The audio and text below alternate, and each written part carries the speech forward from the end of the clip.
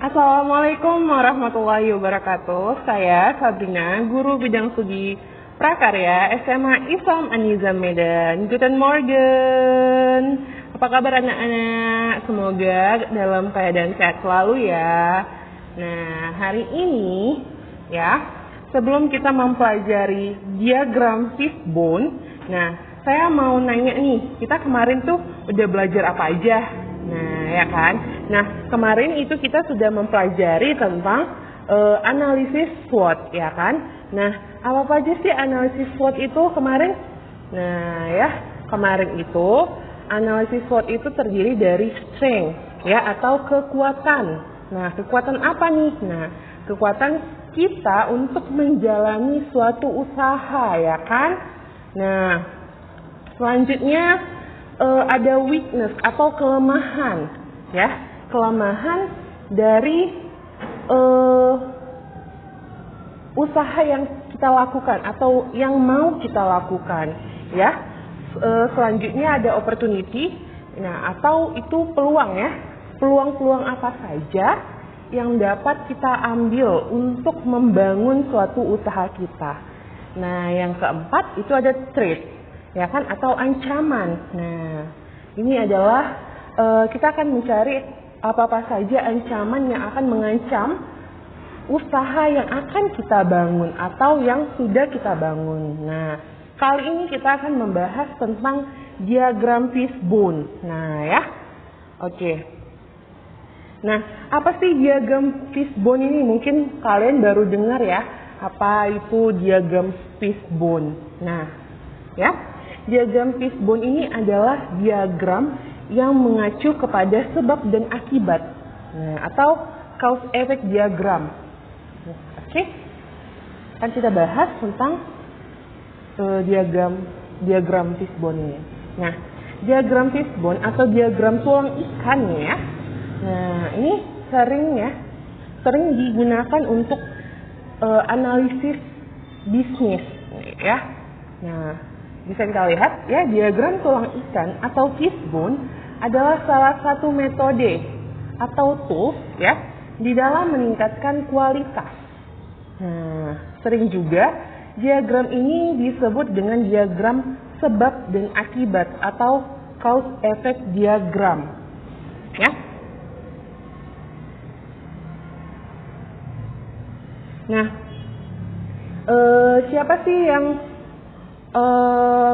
mengemukakan diagram ini pertama kalinya, ya kan? Nah, siapa sih penemunya? Nah, ya, penemunya adalah seorang ilmuwan Jepang, ya, pada tahun 60-an yang bernama Dr. Haruo Ishikawa, ya, ilmuwan ini kelahiran 1915 di Tokyo, Jepang. Nah, makanya banyak dibilang diagram fishbone ini adalah diagram Ishikawa.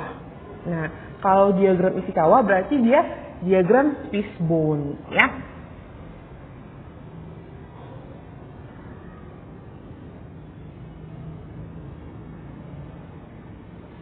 Oke, nah, kenapa disebut diagram fishbone? Ya, diagram fishbone ini dia memang berbentuk ya mirip seperti tulang ikan yang moncongnya kepalanya itu menghadap ke kanan. Nah, diagram ini akan menunjukkan sebuah dampak atau akibat dari sebuah permasalahan dengan berbagai penyebabnya. Nah, efek atau akibat ya, akibat itu dituliskan sebagai moncong kepala. Nah, sedangkan tulang ikan diisi oleh sebab-sebab sesuai dengan pendekatan permasalahannya.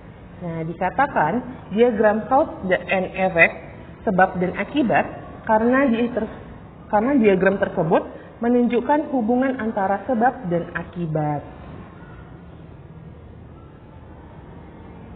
Nah, apa aja sih manfaat ya? Untuk apa sih diagram fishbone ini gitu ya kan? Nah, diagram fishbone atau tulang ikan adalah suatu analisis ya untuk mengidentifikasi ya penyebab-penyebab yang mungkin timbul dari suatu efek. Nah, kemudian kita bisa memisahkan akar penyebabnya. Kita jadi tahu akar permasalahannya gimana. Nah ya, nah kita dapat apa sih fungsinya diagram fishbone ini untuk kita sendiri gitu ya kan. Nah, penerapan diagram fishbone ini dapat menolong kita untuk menemukan apa permasalahannya sesungguhnya, apa penyebabnya. Penyebab apa? Penyebab terjadinya masalah. Khususnya ini industri manufaktur ya, di mana prosesnya terkenal dengan banyak ragam variabel yang berpotensi menyebabkan munculnya permasalahan. Nah ya, apabila masalah dan penyebab sudah kita ketahui, sudah pasti ya, kita bisa memperbaiki permasalahan tersebut. Jadi permasalahan kita itu terlihat jelas dan bisa kita selesaikan dengan cepat gitu loh. Nah, ada beberapa masalah-masalah klasik ya yang dapat terselesaikan dengan adanya diagram fishbone ini. Ya, yang pertama kita menjadi tahu kenapa keterlambatan proses produksi, terus tingkat defek produk yang tinggi, kenapa bisa terjadi defek produk yang tinggi, terus kenapa mesin produksi yang sering ada trouble-nya gitu ya kan, terus output lini produksi yang tidak stabil yang berakibat pada kacaunya plan produksi. Nah ini bisa kita analisis melalui diagram fishbone ya. Nah selanjutnya kita bisa menganalisis juga produktivitas yang tidak mencapai target.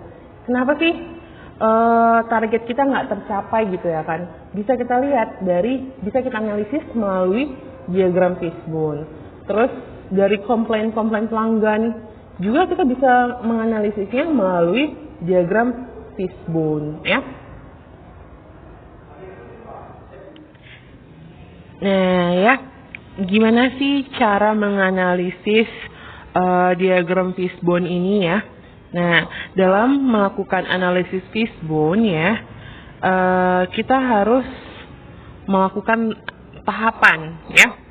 Nah, yang pertama itu kita harus menyiapkan analisa tulang ikannya. Kita menyiapkan sesi analisa tulang ikan ya.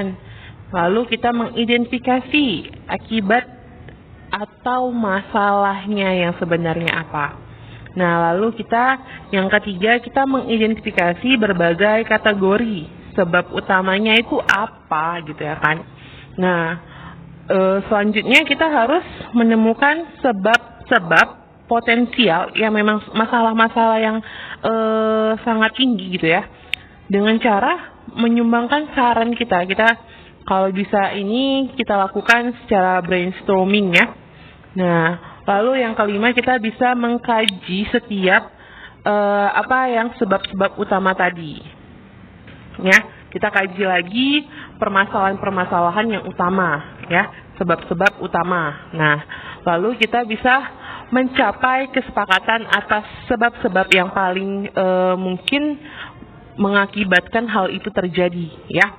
Nah, ini ada cara lain ya untuk menyusun diagram fishbone. Nah, dalam rangka mengidentifikasi penyebab suatu keadaan yang tidak diharapkan, ya, kita bisa menganalisisnya seperti yang pertama kita mulai dari pernyataan masalah-masalah utama yang penting dan yang harus mendesak untuk diselesaikan.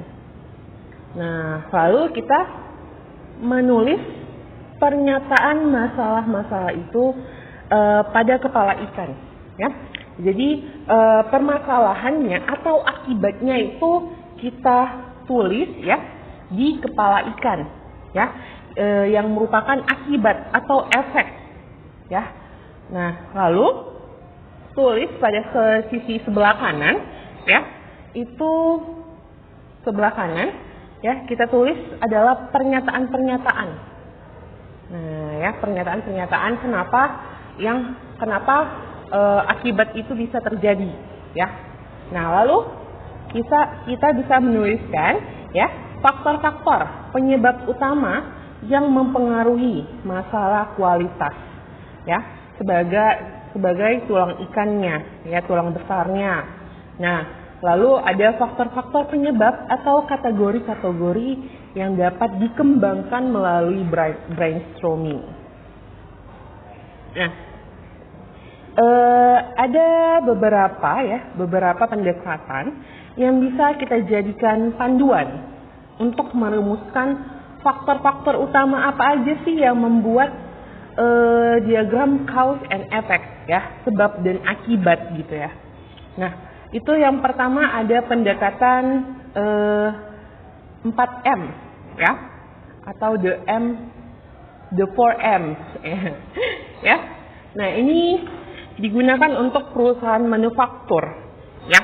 Nah, faktor utama yang bisa dijadikan acuan menurut pendekatan ini adalah yang pertama mesin, ya kan? Mesinnya apa aja yang permasalahan dari mesin, terus metodenya, ya, lalu ada materialnya dan manpower. Nah, lalu ada pendekatan 8P. Nah, di sini ada people.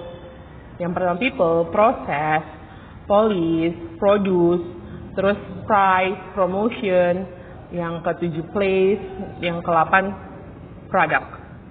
Nah, lalu ada dua lagi nih. Yang pertama ada pendekatan 4S, ya. Ini crowding, supplier, system, dan skill. Nah, yang keempat pendekatan 4P, ya. Ini ada price, product, place, dan promotion. Nah, 4P ini untuk pendekatan manajemen pemasaran, ya.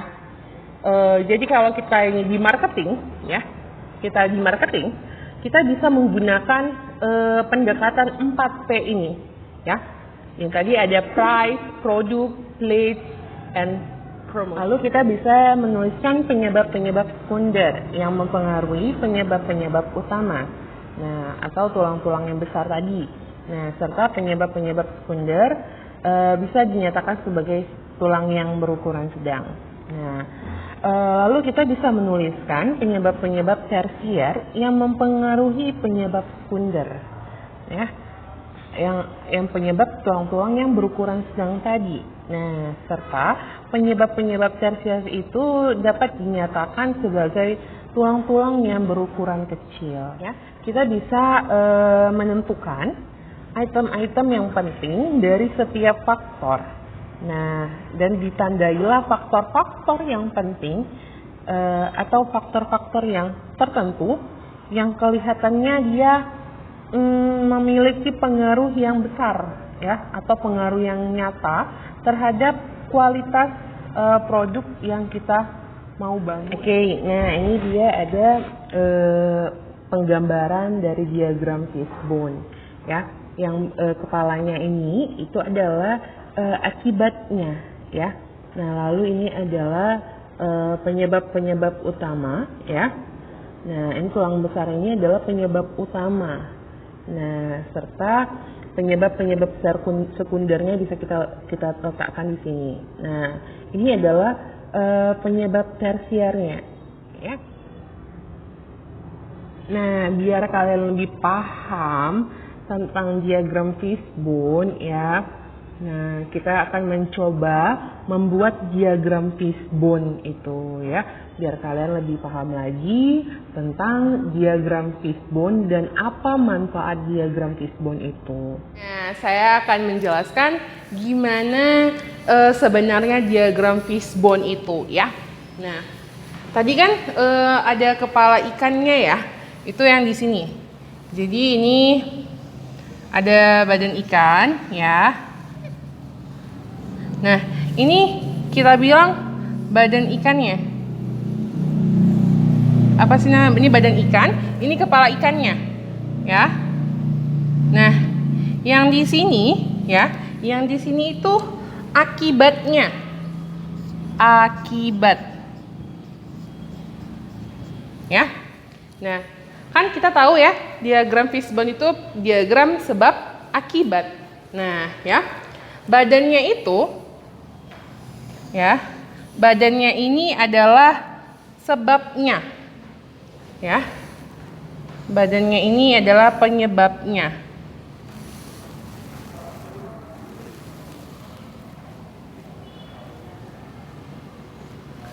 Ini dia penyebabnya. Oke, ya. Kita ambil pendekatan 4S. Ya. Apa aja itu? Yang pertama ada price. Ya, atau harganya. Ya. Kita kotakkan. Price. Ya. Lalu yang kedua itu ada product. Ya. Produk.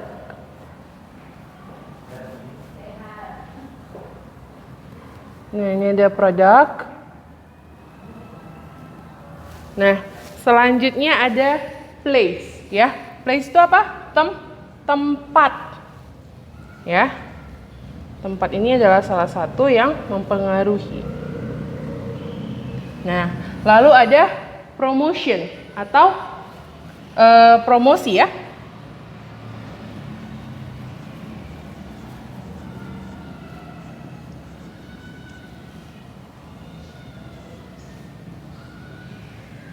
Nah, di sini adalah akibatnya. Oke, misalnya akibatnya penurunan, ya, penurunan penjualan.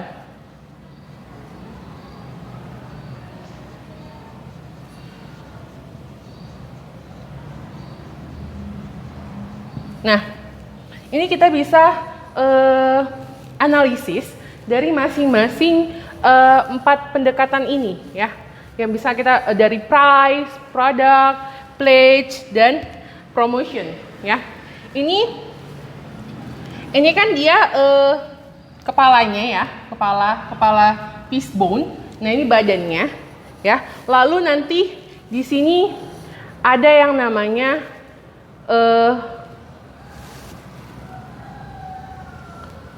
badan sekundernya. Ini yang sekunder. Ya, ini yang sekunder. Nah, misalnya nih, ya, dari harga, dari segi harga, ya, dari segi harga, kenapa sih terjadinya penurunan? Ya, harganya terlalu mahal. Misalnya, harga terlalu mahal, ya kan? Nah, kita bisa lagi membuat diagram tersiernya. Kenapa terlalu mahal? Gitu. Ya. Kenapa terlalu mahal? Ya. Kita bisa buat biaya produksi. Biaya produksi. Nah, lalu dari produk, ya kan? Produk, kenapa produknya ini bisa membuat penurunan penjualan? Berarti produknya kurang cantik, ya. Produk kurang menarik,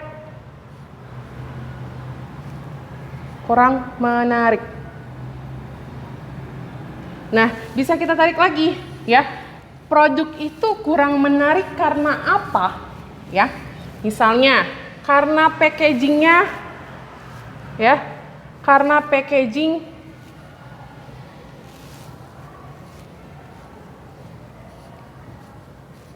tidak rapi. Nah, itu bisa kita analisis, ya. Lalu, ya, promotion, ya, yang menjadi akar permasalahannya pertama tidak ada promosi, ya, tidak ada promosi.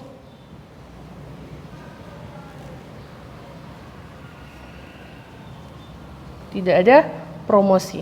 Nah, kenapa tidak ada promosi? Nah, bisa kita buat lagi. Tidak ada biaya.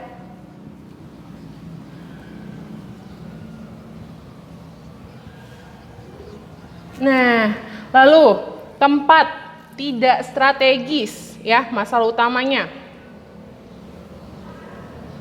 Strategis. Nah, oke. Adakah kira-kira permasalahannya selanjutnya gara-gara tidak strategis itu apa? Ya, mencari tempat yang murah, ya kan? Tempat murah.